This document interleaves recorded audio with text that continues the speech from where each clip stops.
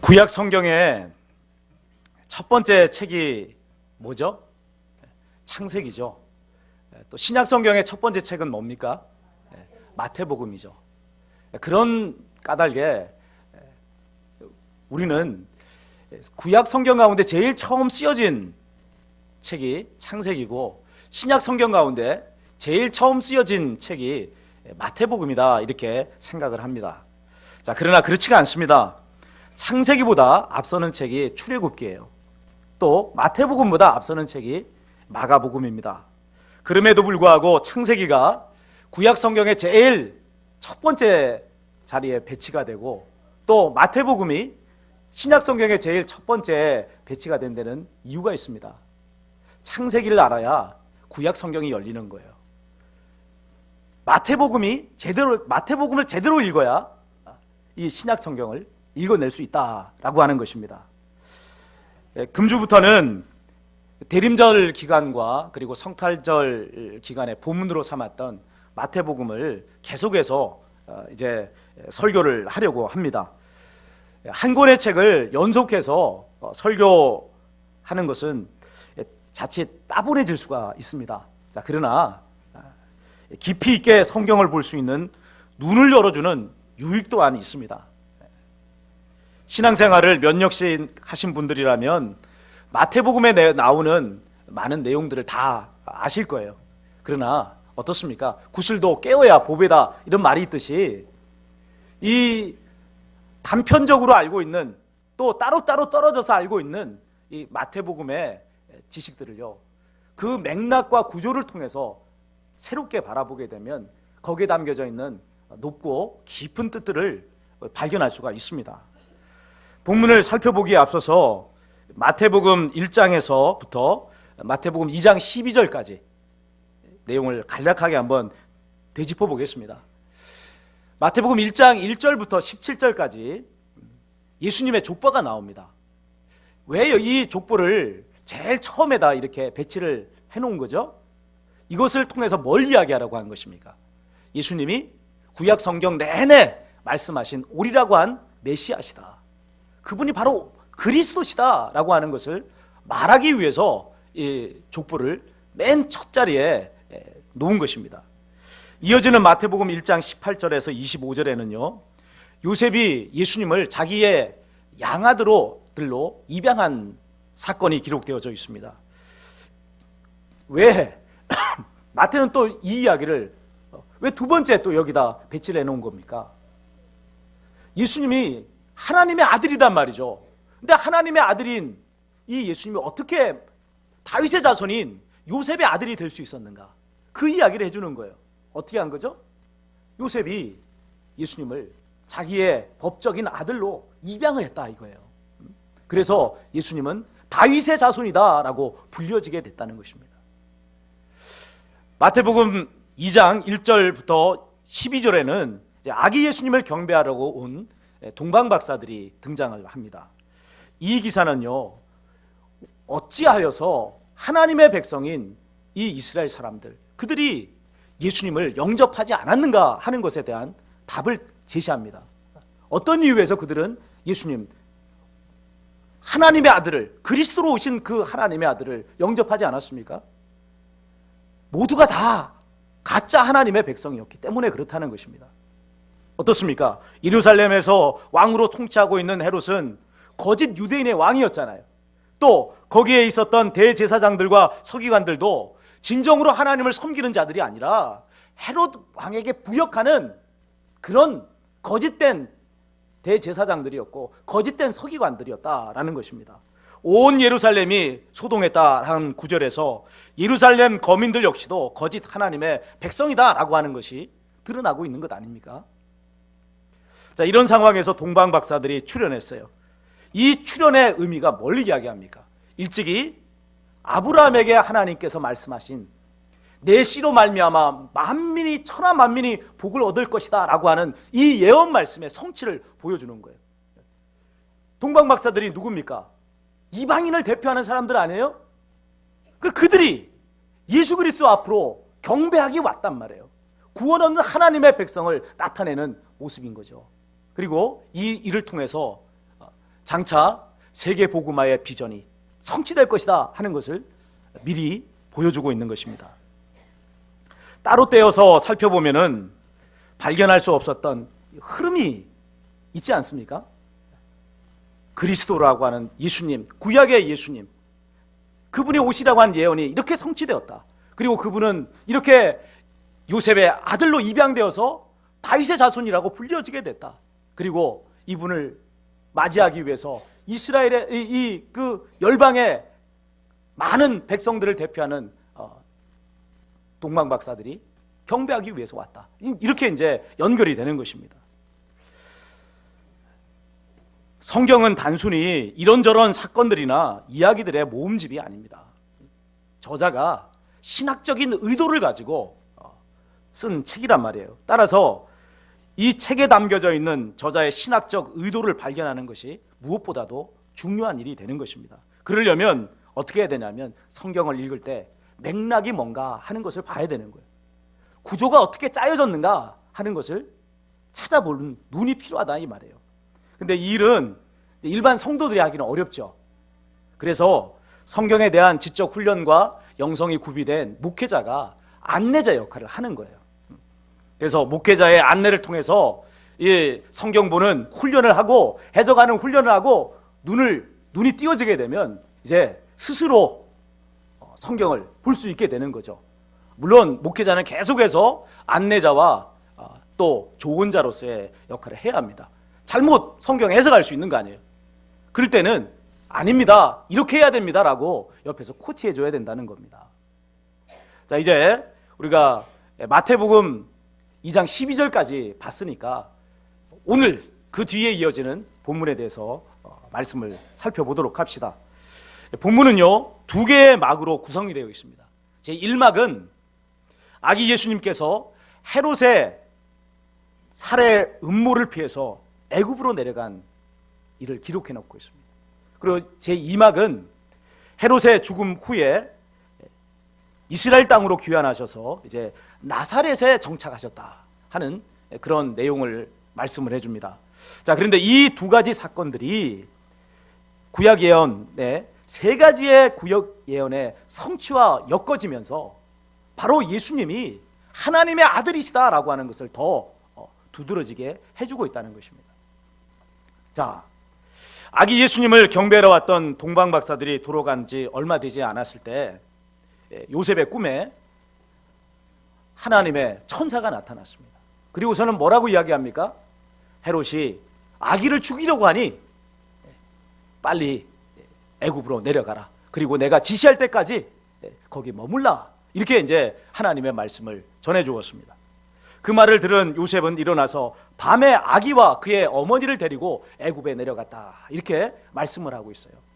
자, 밤에 내려갔다고 돼 있죠. 왜 밤에 내려갔을까요? 다급한 상황, 급박한 위기의 상황이었기 때문에 밤에 내려간 것으로 보인단 말이죠. 읽기에 따라서는 이 요셉이 주의 천사가 사자가 현몽했던 그 꿈을 깨어나자마자 바로 그 밤에 짐을 싸가지고 애굽으로 내려간 것처럼 보일 수 있습니다. 자, 그러나 조금 생각해 보면은 이것이 다분히 문학적인 표현이구나 하는 것을 알 수가 있습니다. 거짓 왕이 다스리는 이스라엘의 현 상황, 진정한 구원자이신 유대인의 왕이신 그 예수님이 피난해 가야 하는 그 현실, 그것이 뭘로 표현되고 있는 거예요? 그 현실이 바로 밤으로 표현되고 있다는 거예요. 우리 역시 일제 36년의 기간을 어떤 기간으로 표현합니까? 암흑의 기간, 어둡고 캄캄한 밤과 같은 시간, 그렇게 표현하지 않습니까?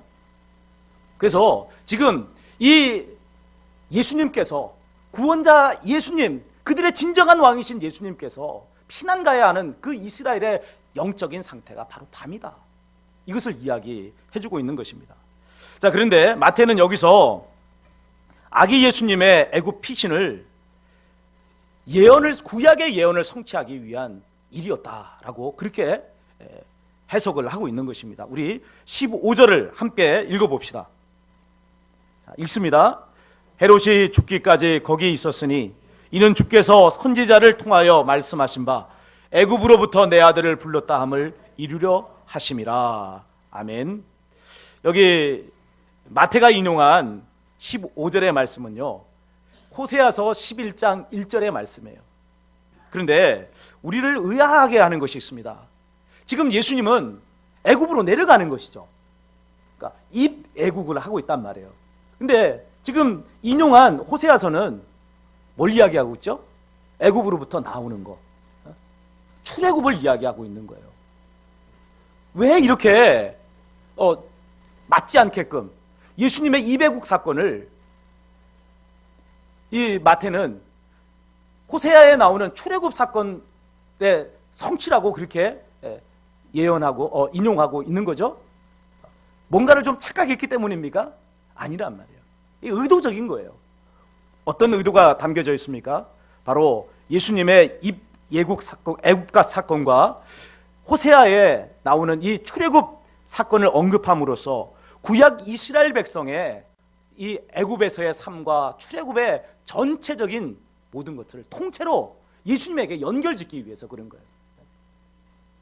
뭐 예수님 내려가셨다가 올라오셨다, 이게 복잡하게 이야기하는 것이 아니라 바로 예수님의 내려가심, 그리고 이후에 호세아서에 나오는 그 출애굽을 한꺼번에 연결을 시켜서 예수님의 이 애굽으로 가신 이 사건을 이스라엘 민족의 출애굽 사건과 연결을 짓고 있다 하는 것입니다.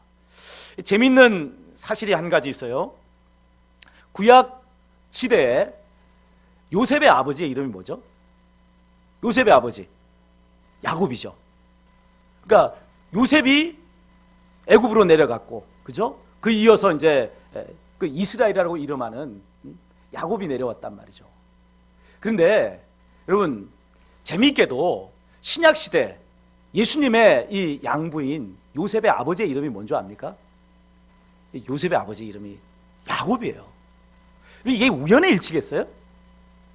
그러니까 지금 구약의 이 이배국 했던 그 사건 그대로가 여기에 기록되어 있는 거예요. 그죠? 예수님은 참 이스라엘입니다. 참 이스라엘. 참 이스라엘. 요셉이 내려가고 이스라엘이 내려가는 그 역사가 여기 그대로 반복되고 있는 것을 우리는 보는 것입니다. 자, 예수님의 이 애굽 피신의 사건의 의미는 뒤이어지는 헤롯의 유아 살해 사건을 살펴본 후에 한꺼번에 말씀을 드리겠습니다.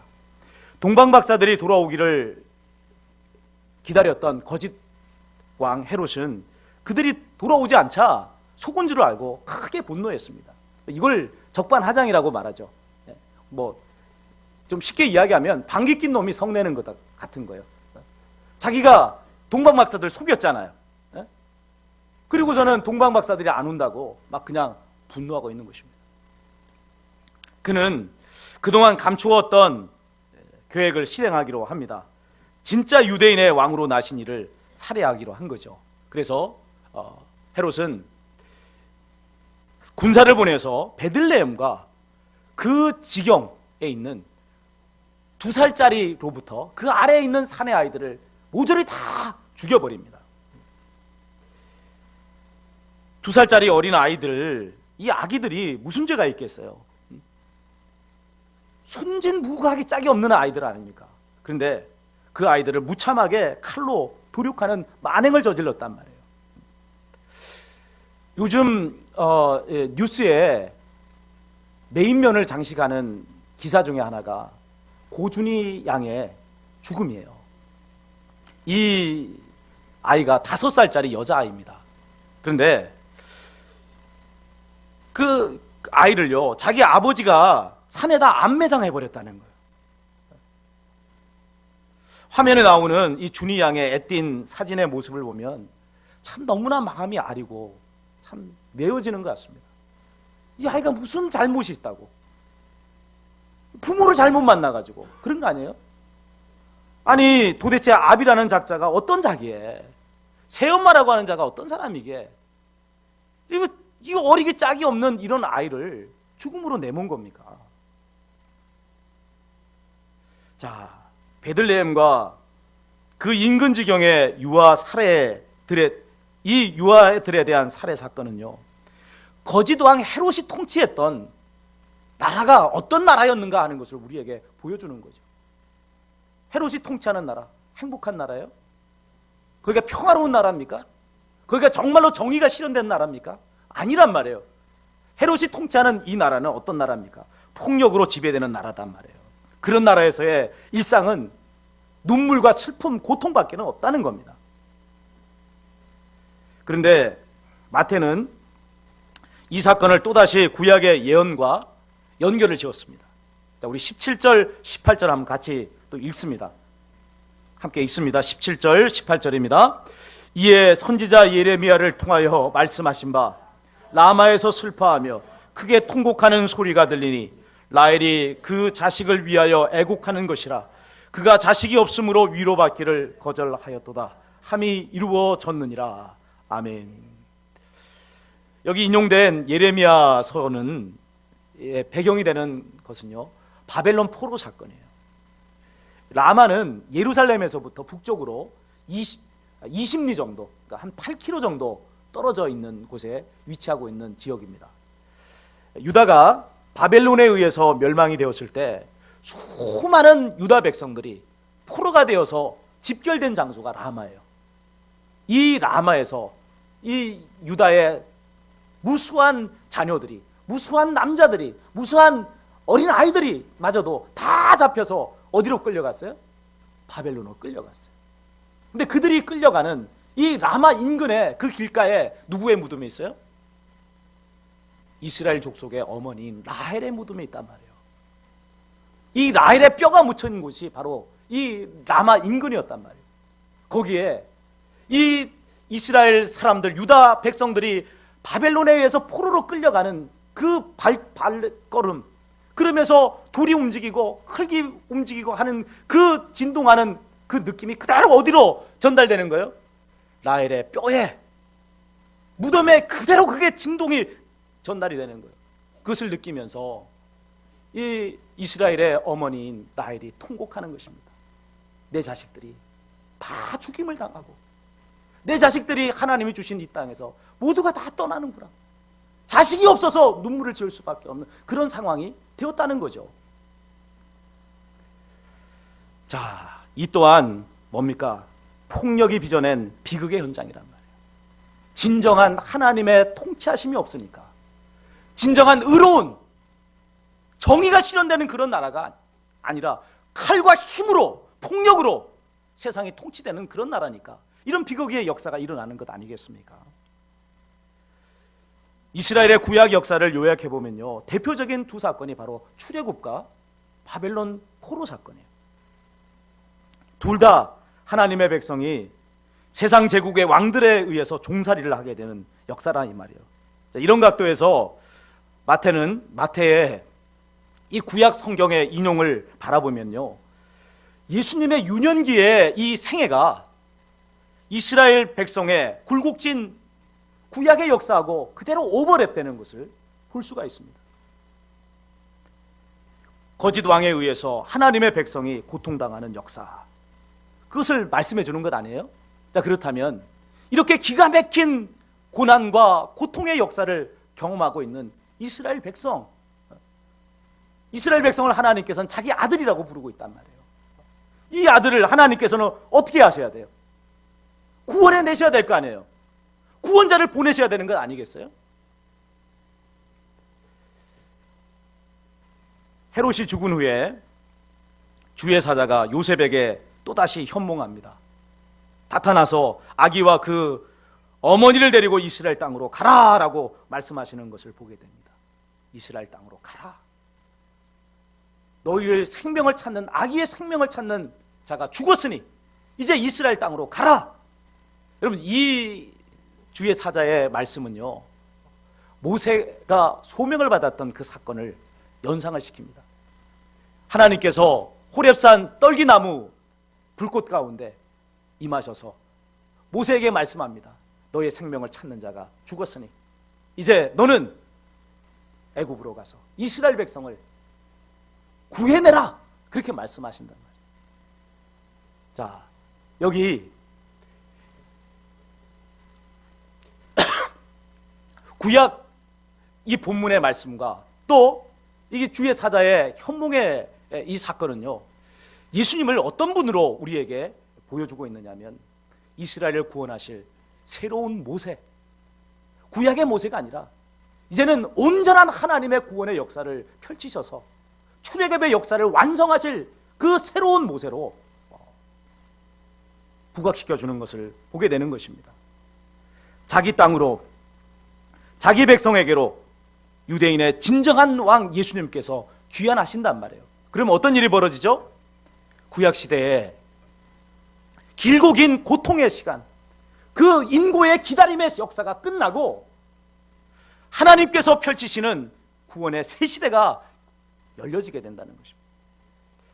자, 그러나 그때가 아직 다 이르지는 않았어요. 어린 예수님이 자라서 사역을 감당하실 때까지 시간이 필요했단 말이에요. 하나님께서는 또다시 주의 사자를 보내셔서 꿈에 요셉에게 갈릴리 나사렛에 가서 살게 하셨습니다. 그래서 예수님에게는 나사렛이 고향이 됐고 나사렛 사람이라고 하는 호칭이 붙여지게 된 겁니다. 마태가요, 오늘 예수님이 이 나사렛에 머물러 정착하게 됐다라고 하는 이 사실을 기록해 놓았던 것은 당시 사람들의 이 반론에 대한 대답의 성격을 가지고 있습니다. 그 시대에 이스라엘 사람들의 반론이 뭐죠? 나사렛에서 어떻게 선지자가 나오겠느냐는 거. 나사렛이라고 하는 이 촌구석, 구약 성경에는 그 이름 하나도 나온 적이 없는, 변변치 않는 그 촌구석에서 어떻게 선지자가 나오고 이스라엘을 구원할 구원자가 나오겠느냐는 거예요. 이스라엘을 구원할 구원자는 베들레헴에서 나신다고 분명하게 말하고 있지 않느냐는 것이죠. 여기에 대해서 마태는 어떻게 하는 겁니까? 회심의 미소를 지으면서 대답하는 거예요. 베들레헴에 나셨던 예수님께서 이러한 하나님의 섭리 가운데 나사렛에 머물게 되었다, 그것을 말씀하고 있는 것이죠. 자, 그러나 이것보다도 더 중요한 것이 있습니다. 마태는 이 일을 또다시 구약 선지자의 예언으로 연결짓고 있단 말이에요. 자, 다시 23절을 한번 읽어봅시다. 23절입니다. 나사렛이란 동네에 가서 사니 이는 선지자로 하신 말씀에 나사렛 사람이라 칭하리라 하심을 이루려 함이로라. 아멘. 앞서 말씀드린 대로 나사렛 사람이다라고 하는 이 호칭은요, 그것은 좋은 의미가 아니었어요. 경멸의 말이었습니다.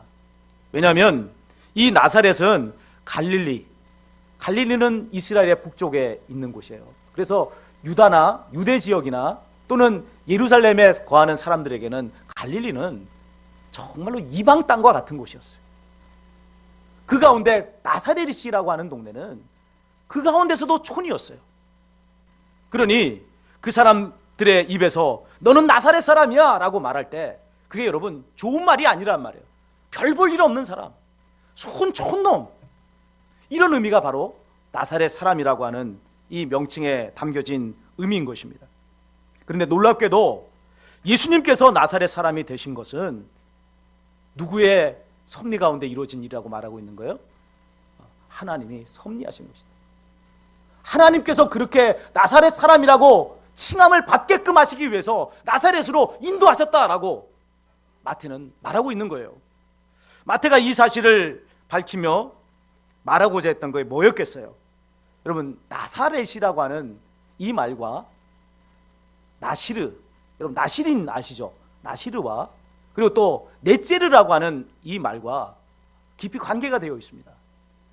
나시르 이거는요, 여러분 구별된 자, 거룩한 자, 이런 의미입니다. 그리고 넷제르라고 하는 이 말은 가지를 뜻해요. 이사야 11장 1절에 나오는 말씀이에요. 이렇게 되어 있습니다. 이새의 줄기에서 한 싹이 나며 그 뿌리에서 한 가지가 나서 결실할 것이요. 그러니까 그 뿌리에서 한 가지가 난다라고 말할 때 그 가지가 뭐냐면 이게 넷제르입니다. 여러분, 큰 나무가 통째로 베어져 버려요.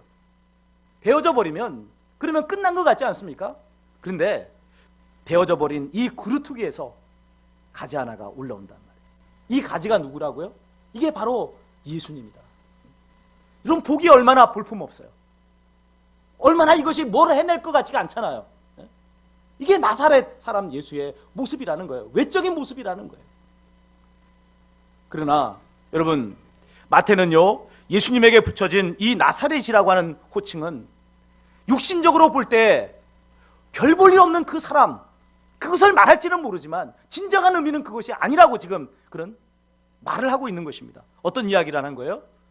그분은 구별된 하나님의 거룩한 자다, 나시린이라고 하는 것을 지금 말하고 있는 것입니다. 또한 그분이 진정으로 하나님의 아들이라고 하는 것을 깨닫는 영적인 눈으로 바라보게 되면 그분이 다름 아닌 그루터기에서 자라난 이스라엘의 역사를 다시 회복하시고 구원하실 예언된 이새의 뿌리에서 난 한 가지라 하는 것을 알게 될 것이라는 것을 말해주고 있는 것입니다. 자, 오늘 이런 예수님의 모습은요, 얼마나 낮은 자의 모습으로 오셔서 우리를 섬기셨는가 하는 것을 알게 해줍니다. 세상에 구원을 가져다 주시는 진짜 왕은요, 칼을 휘두르시는 분이 아니에요. 온유와 겸손으로 섬기시는 분입니다. 사랑하는 여러분, 본문의 말씀을 살펴보면서 어떤 느낌이 드십니까? 하나님을 떠나버린 인간의 패역상, 자기의 권력을 유지하고 자기의 이익을 위해서라면 죄 없는 어린 아기들까지도 무참하게 죽여버리게 되는 이 세상의 모습, 이것을 여러분 우리 절감할 수 있지 않습니까? 오늘 우리가 사는 이 시대라고 다릅니까? 오늘 이 시대도 다르지 않잖아요. 무수하게 많은 어린 아기들이 죽어간단 말이에요. 아프리카에서 많은 사람들이 그 폭정을 피해서 지중해 뗏목을 타고 건너오다가 얼마나 많이 죽습니까? 얼마나 많은 아기들이 죽습니까? 왜 그런 거죠? 폭력을 피해서 도망가다 죽임을 당한 거예요. 또 얼마나 많은 사람들이 전쟁 가운데 죽임을 당합니까? 제가 근본 주간에 이 일본의 난징 대학살을 영상을 유튜브를 통해서 봤어요. 30만 명의 무수히 많은 사람들, 무수히 많은 사람들, 군인들이 아닙니다. 어린 아이들도 있고 아무 힘도 쓰지 못하는 부녀들들, 무수한 사람들을 죽였어요. 왜 죽인 거죠? 왜 그걸 죽인 겁니까?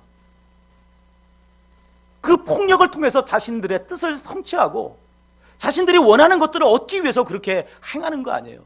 전쟁이라고 하는 것이 그런 거 아닙니까? 내가 원하는 것을 더 많이 얻기 위해서 남을 짓밟아버리는 일들 아닙니까? 오늘 멀쩡하게 그런 일들이 자행되고 있는 현실 속에서 우리는 살아가잖아요.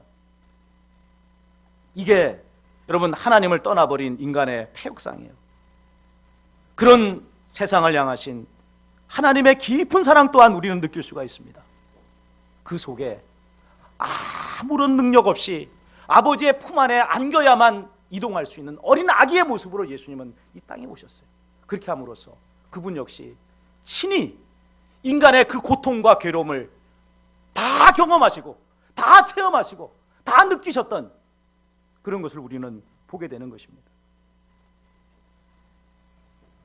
예수님께서 이 세상에 오신 것은 자기 백성을 죄에서 구원하시기 위해서입니다. 이렇게 말씀합니다.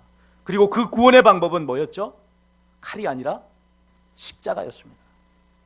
인간의 모든 죄를 대신 지시고 죽어주시는 것, 그렇게 함으로써 자기 백성에게 잃어버린 영원한 생명을 얻게 해주는 것.